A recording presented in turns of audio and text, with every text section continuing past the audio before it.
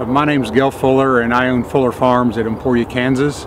I've been 100% no-till, continuous no-till since 1995.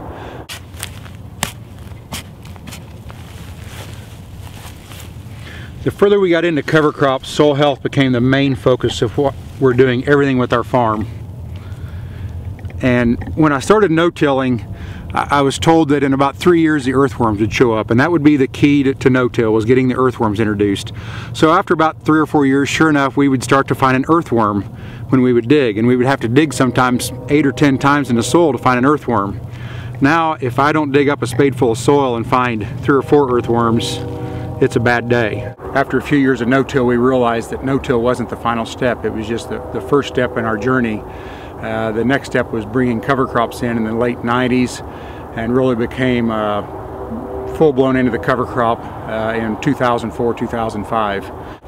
When we started cover crops in the late 90s, it was just because we were looking for something to cover the soil to help slow our soil erosion down.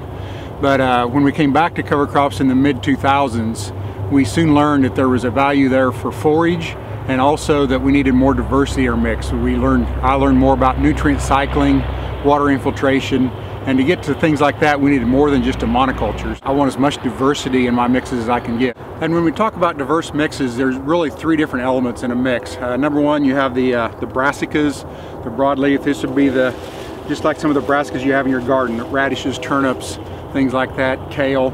Also, you have the grass plant in the mix, which in this case is Sudan and millet, or it could be a cool season grass such as oats or rye or triticale, something like that.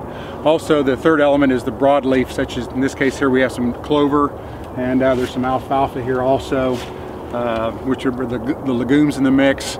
And also part of that broadleaf could be a non-legume broadleaf, such as sunflower, which we had in here, but we've grazed this off. That's why there's not as much diversity in this mix here. This has been grazed once, but there was also some sunflower and some flax in this mix earlier. I think livestock are a really important part of this equation.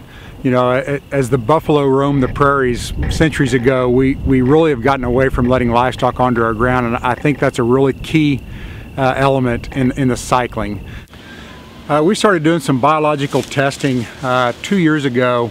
We sent some samples to Ward Lab and got some tests done, and they actually now can count the microbes in the soil. And through those tests, we have learned that our predator-prey counts in the microbes are to the point that we no longer need seed treatments on our seed.